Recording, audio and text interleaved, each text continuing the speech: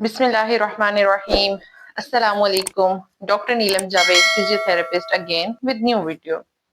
आज जो मैंने टॉपिक सेलेक्ट किया है वो बहुत ही कॉमन टॉपिक है, ऑस्टियोआर्थराइटिस ऑफ नी, घुटने का ऑस्टियोआर्थराइटिस। हमें पहले ये समझने की जरूरत है कि ये ऑस्टियोआर्थराइटिस होता क्या है। हर घुटने का दर्द ऑस्टियोआर्थराइटिस नहीं होता। सबसे पहले जरूरी बात ये है, हमें ये चीज समझनी चाहिए कि जब भी दर्द होता है उसका मतलब ये नहीं है कि ऑस्टियोआर्थराइटिस का पेन है या ऑस्टियोआर्थराइटिस की तरफ घुटना जा रहा है। ऑस्टियोआर्थराइटिस कंफर्म होता है जब एक्सरेस करवाए जाते हैं, वो भी स्टैंडिंग पोजीशन में, सुपाइन पोजीशन में नहीं, स्टैंडिंग पोजीशन में जब एक्सरेस करवाए जाते हैं तो हमें पता चलता है कि हाँ, इस पेशेंट को ऑस्टियोआर्थराइटिस डेवलप हो रहा है या इस पेशेंट को ऑस्टियोआर्थराइटिस है। सिंपल सा ये समझते हैं, ये मैंने एक डायग्राम बनाई है। ये जो घुटना है ये हमारा घुटने का जोड़ है, ये ऊपर वाली हड्डी है, ये नीचे वाली हड्डी है।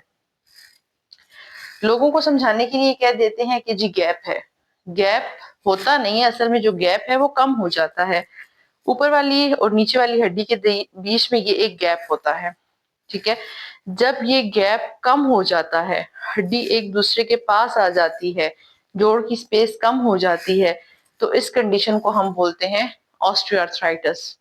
आहिस्ता आहिस्ता कम होने लगती है, एकदम से कम नहीं होती, ठीक है।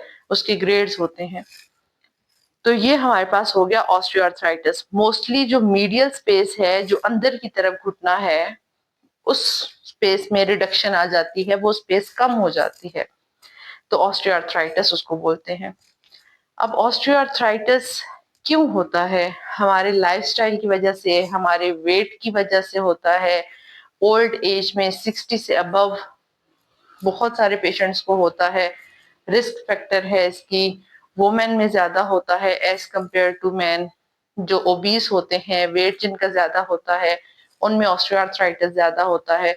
कुछ जेनेटिक फैक्टर्स होते हैं, कि स्पेस आहिस्ता आहिस्ता कम होती जाती है। इसको हम फाइंड आउट कैसे कर सकते हैं कि अब ऑस्टियोआर्थराइटिस की तरफ नहीं जा रहा है, घुटना खराब होने की तरफ जा रहा है। ऑस्टियोआर्थराइटिस आप सादी जुबान में समझ सकते हैं कि घिस रहा है घुटना, ठीक है, वियर एंड टियर हो रहा है। पेशेंट को शुरू में दर्द शुरू हो जाता है घुटने में, खास तौर पे अंदर की तरफ स्वेलिंग हो जाती है, पेन होता है। जब सुबह उठते हैं तो वो कहते हैं कि बहुत खिंचा खिंचा सा है। जब ज्यादा कोई काम कर लिया, कोई ज्यादा वॉक कर ली, सीढ़ियां ज्यादा चढ़ ली, तो पेशेंट का पेन ज्यादा हो जाता है। जब थोड़ा रेस्ट करते हैं तो फिर पेन कम हो जाता है। ये इसकी थोड़े से साइंस होते हैं कि ये हो सकता है ऑस्टियोआर्थराइटिस हो। फिर एक्सरेज करवाए जाते हैं।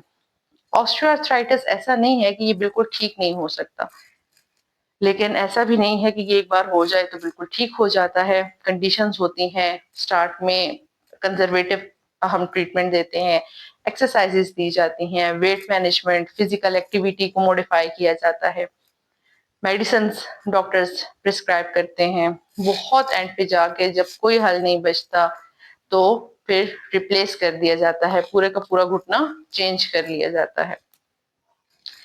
हम आज बात कर रहे हैं एक्सरसाइजेस की तरफ। कौन सी एक्सरसाइजेस हैं कि जो नी पेन के साथ, ऑस्टियोआर्थराइटिस के साथ पेशेंट्स करेंगे तो उनका पेन कम हो जाएगा और बेहतरी की तरफ आएगा। जब हम एक्सरसाइज प्लान करते हैं, पेशेंट्स की कंडीशन को देखते हैं, पेशेंट की मूवमेंट, पेशेंट की रेंजेस, ये सारी चीजें चेक करके फिर एक्सरसाइज प्लान की जाती है।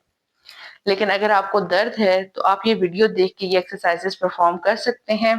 बेस्ट तो ये है कि आप एक बार फिजियोथेरेपिस्ट को विजिट करें, वो प्रॉपर आपकी जॉइंट फंक्शनिंग चेक करें, आपके मसल्स चेक कर लें कि मसल्स वीक हैं, कोई टाइट हैं, आपकी रेंजेस कैसी हैं। उस लिहाज से आपका एक्सरसाइज प्रोटोकॉल डेवलप किया जाए। लेकिन अगर आपके पास टाइम नहीं है, आप ये घर बैठे एक्सरसाइजेस कर सकते हैं। उससे ये होगा कि आपकी कंडीशन वर्स नहीं होगी, बेहतरी की तरफ आएगा, पेन कम होगा। ठीक हो गया। अभी हम आते हैं एक्सरसाइजेस की तरफ, साथ साथ मैं आपको गाइड करती जाती हूँ। स्टार्ट में आपने ये एक्सरसाइज करनी है। फर्स्ट एक्सरसाइज है, इसमें जो घुटना अफेक्टेड है, जिस घुटने में दर्द है, उसको आपने बिल्कुल ऐसे ऊपर की तरफ लेके जाना है। हील नीचे जो आपकी एड़ी है वो स्लाइड करनी चाहिए और घुटना बेंड करना है ऊपर और नीचे। तकरीबन 10 बार आपने ये करना है ताकि थोड़ी सी फ्लेक्सिबिलिटी आ जाए। और जो सेकंड एक्सरसाइज है वो आपने बहुत एहतियात से करनी है। ऐसे घुटने के नीचे कोई टॉवल, तौलिया या कोई भी चीज़ ऐसे रोल करके रखनी है। अपने घुटने को नीचे प्रेस करना है, पाँव अपनी तरफ मोड़ना है। घुटना नीचे प्रेस करेंगे, 10 तक काउंट करेंगे, थोड़ी देर होल्ड रहेगा, घुटने नीचे प्रेस करना है और थोड़ी देर होल्ड करके रिलैक्स। फिर इसी तरह घुटना नीचे प्रेस करना है, 10 तक काउंट करना है, फिर रिलैक्स करना है। ये एक्सरसाइज भी आपने 10 टाइम्स परफॉर्म करनी है। घुटना नीचे प्रेस करेंगे, 10 तक काउंट करेंगे, फिर रिलैक्स करेंगे। ये एक हो गया। इस तरह करते करते आपने 10 to 15 टाइम्स कंप्लीट करनी है ये एक्सरसाइज। इसको बहुत ध्यान से करना है कि आपके मसल्स की एक्टिवेशन हो और घुटना नीचे बेंड हो। ये बहुत अच्छी एक्सरसाइज है, इससे आपका पेन भी कम होगा और घुटने के पट्टे भी मजबूत होंगे। थर्ड एक्सरसाइज में आपने क्या करना है, अपनी जो थाई है घुटने से पीछे करके थोड़ा सा एक सरहाना या कोई टॉवल रोल करके रखना है। घुटने के डायरेक्ट नीचे नहीं होना चाहिए, घुटने से थोड़ा पीछे की तरफ थाई के नीचे होना चाहिए है। और ऐसे ही आप घुटने को नीचे प्रेस करेंगे और अपने पाँव को ऊपर उठाएंगे। घुटना जब नीचे प्रेस करेंगे, पाँव ऊपर उठाएंगे तो कुछ देर के लिए इसको रोकना है, 10 सेकंड्स तक काउंट करना है। उसके बाद फिर रिलैक्स कर देना है। एक हो गया।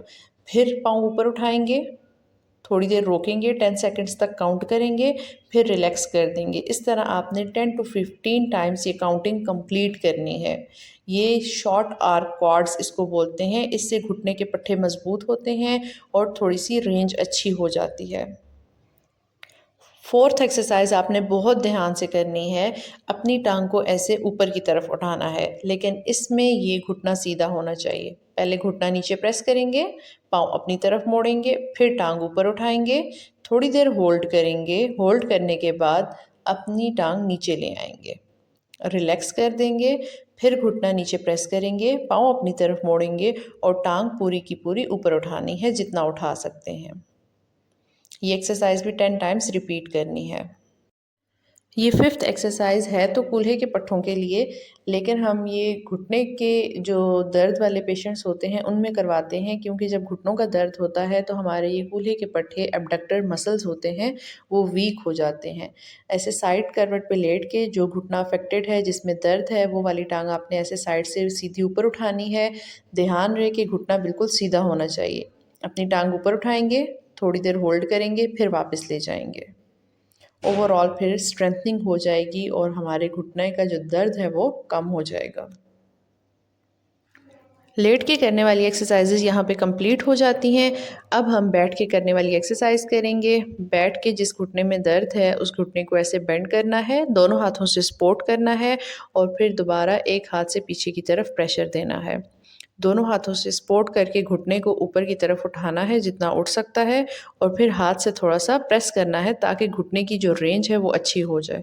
ये साइड से भी आप देख सकते हैं और सामने से भी देख सकते हैं। सामने से ऐसे एक्सरसाइज करनी है, ऐसे फील होना चाहिए आपको। इससे आपके घुटने की रेंज अच्छी हो जाएगी। घुटने की दर्द की वजह से हमारे जो काफ एरिया होता है उसके पट्टे भी सख्त हो जाते हैं। उन पट्ठों का खिंचाव ख़त्म करने के लिए ये वर्जिश की जाती है। घुटना बिल्कुल सीधा होगा, कोई भी दुपट्टा अपने पाँव में डालेंगे और पाँव को अपनी तरफ खींचेंगे, ज़ोर देंगे ताकि जो पीछे काफ एरिया है उस पर खिंचाव आए। अपनी तरफ प्रेस करेंगे अपने हाथों से, थोड़ी देर स्टे करेंगे, फिर छोड़ देंगे। इस एक्सरसाइज में आपको पीछे की टांग में खिंचाव महसूस होना चाहिए। इसके बाद आपने कुर्सी पे बैठ जाना है, अपने दोनों पाँव ज़मीन पे लगे होने चाहिए और अपने पंजों के ऊपर अपनी टांग को उठा लेना है। अपना हील ऊपर करने हैं, दोनों हील्स ऊपर करके अपने पंजों के ऊपर ज़ोर देना है। 10 to 15 टाइम्स ये एक्सरसाइज भी आपने परफॉर्म करनी है। इसी तरह बैठे बैठे आपने हील नीचे रखने हैं और अपने जो पंजे हैं अपने उनको ऊपर उठा लेना है और सारा वज़न अपनी हील पे डालना है, अपनी एड़ी के ऊपर डालना है। ऊपर उठाएंगे पंजे और फिर नीचे पाँव। ये भी आपने 10 to 15 टाइम्स करनी है एक्सरसाइज। इसके बाद नेक्स्ट एक्सरसाइज में आपने अपना पाँव ऊपर उठाना है और अपने पाँव को अपनी तरफ मोड़ना है। फिर घुटना बिल्कुल सीधा करना है, एक्सटेंशन में लेके जाना है और पाँव को अपनी तरफ मोड़ना है। थोड़ा होल्ड करेंगे, फिर वापस। फिर पाँव ऊपर की तरफ, घुटना बिल्कुल सीधा, पाँव अपनी तरफ मोड़ें, थोड़ी देर होल्ड करेंगे, फिर वापस सीधा कर देंगे। ये एक्सरसाइज रिपीट करेंगे 10 to 15 टाइम्स, इससे आपके घुटने के पट्टे मजबूत हो जाएंगे। इसके बाद आपने बैठ के जैसे साइकिल चलाते हैं वैसे मूवमेंट करनी है। घुटने को ऊपर लेके जाएंगे, सीधा, फिर नीचे, फिर ऊपर, फिर सीधा, फिर नीचे। ये आपने 10 टाइम्स साइकिल चलानी है। देन आपने खड़े हो जाना है और थोड़ा सा नीचे की तरफ बेंड होना है। स्टार्ट में आपने थोड़ा बेंड होना है, बिल्कुल हल्का सा बेंड होके कमर सीधी होनी चाहिए, आगे कोई सपोर्ट होनी चाहिए। फिर आहिस्ता आहिस्ता टाइम के साथ कुछ दिनों बाद घुटने थोड़े मजबूत हो जाएंगे, थोड़ा मज़ीद नीचे जाएंगे, नीचे जाएंगे, थोड़ी देर होल्ड करके वापस आ जाएंगे। डीप ये हो गए। उसके बाद आपने डीप स्क्वैट्स करने हैं, फुल नीचे की तरफ बैठ जाना है। ये तब जब आपकी पहली 2 एक्सरसाइजेज में पेन कम हो जाए। ये बिल्कुल एंड पे जाके करनी है, इससे पट्टे बहुत ज़्यादा मजबूत होंगे। स्टार्ट में पेन के शुरू में ये एक्सरसाइज नहीं करनी। कोशिश करें आप इस तरह बैठें कुछ टाइम के लिए कि आपके पाँव लटके हुए हों, ज़मीन से ऊपर उठे हुए हों। मुझे उम्मीद है आपने ये वीडियो देखी होगी, एक्सरसाइजेस परफॉर्म की होंगी। ये एक्सरसाइजेस ज़रूर करें। अगर आपको घुटनों में दर्द रहता है तो एक्सरसाइजेस करें, दर्द कम हो जाएगा। अगर दर्द नहीं है तो भी आप ये एक्सरसाइजेस कर सकते हैं ताकि दर्द हो ही ना, ऑस्टियोआर्थराइटिस की तरफ आपका घुटना जाए ही ना। अगर आपको मेरी ये वीडियो पसंद आई है, इसको लाइक करें, मेरे चैनल को सब्सक्राइब करें। कोई क्यूरी है, कोई क्वेश्चन है, कोई चीज समझ नहीं आ रही, आप कमेंट्स में पूछ सकते हैं, मैं आपको आंसर करूंगी। ऑनलाइन कंसल्टेशन की सहूलत भी मौजूद है, कमेंट्स में पूछें। चैनल को सब्सक्राइब करें ताकि नई नई वीडियोस, नए नए टॉपिक्स लेके आऊं, आपको भी फायदा हो और मुझे भी फायदा हो।